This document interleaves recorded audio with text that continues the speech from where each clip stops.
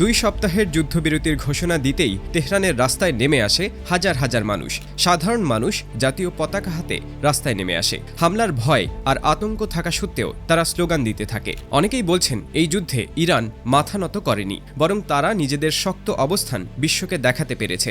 সাধারণ মানুষের ভাষায় দেশের সর্বোচ্চ নেতা যে সিদ্ধান্ত নেবেন তারা সেটাই মেনে নেবে। যদি যুদ্ধ চালিয়ে যেতে বলা হয় তাতেও তারা প্রস্তুত আছে। এই যুদ্ধবিরতির পেছনে পাকিস্তানের ভূমিকাও আলোচনায় এসেছে। পাকিস্তানের প্রধানমন্ত্রী শাহবাজ শরীফ জানিয়েছেন, আলোচনার পরিবেশ তৈরি করতেই 2 সপ্তাহের যুদ্ধবিরতির একটি প্রস্তাব দেওয়া হয়েছিল। তার মতে এই সময়ের মধ্যে যদি আলোচনার মাধ্যমে সমাধান খুঁজে পাওয়া যায় তাহলে বড় ধরনের সংঘাত এড়ানো সম্ভব হবে। এখানে আরেকটি গুরুত্বপূর্ণ বিষয় সামনে এসেছে। ইসরায়েলের পক্ষ থেকে বলা হয়েছে তারা যুদ্ধবিরতির সিদ্ধান্তকে সম্মান করছে ঠিকই, কিন্তু এই যুদ্ধবিরতি লেবাননের ক্ষেত্রে পুরোপুরি প্রযোজ্য নয়। অর্থাৎ ওই অঞ্চলে পরিস্থিতি এখনও পুরোপুরি শান্ত হয়নি। অন্যদিকে পাকিস্তানের পক্ষ থেকে বলা হয়েছে এই যুদ্ধবিরতির প্রভাব মধ্যপ্রাচ্যের আরও কিছু উত্তেজনাপূর্ণ এলাকায় পড়তে পারে। ফলে বিষয়টি নিয়ে আন্তর্জাতিক পর্যায়ে কিছুটা বিভ্রান্তিও তৈরি হয়েছে। এদিকে ইরানের কর্মকর্তারাও জানিয়েছেন এই 2 সপ্তাহের সময়টা খুবই গুরুত্বপূর্ণ।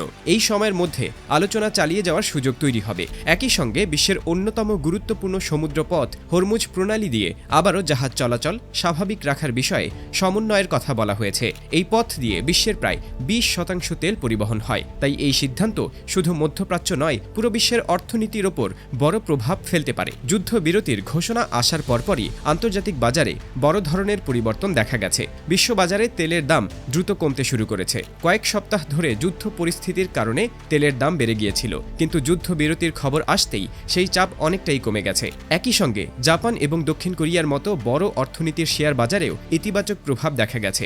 বিনিয়োগকারীরা মনে করছেন পরিস্থিতি যদি শান্ত থাকে তাহলে অর্থনৈতিক ঝুঁকিও কিছুটা কমবে। কিন্তু এখানেই শেষ নয়। যুদ্ধবিরতির ঘোষণা আসার পরও ইরান এবং ইসরায়েল একে অপরের বিরুদ্ধে নতুন করে হামলার অভিযোগ করেছে। ইসরায়েলের পক্ষ থেকে বলা হয়েছে তাদের দিকে ছোড়া কয়েকটি ক্ষেপণাস্ত্র তারা প্রতিহত করেছে। অন্যদিকে ইরানের পক্ষ থেকে বলা হয়েছে তাদের ওপর আবারও বিমান হামলা চালানো হয়েছে। ফলে অনেকেই এখন প্রশ্ন তুলছেন, এই যুদ্ধবিরতি কি শুধু কাগজে কলমে সীমাবদ্ধ?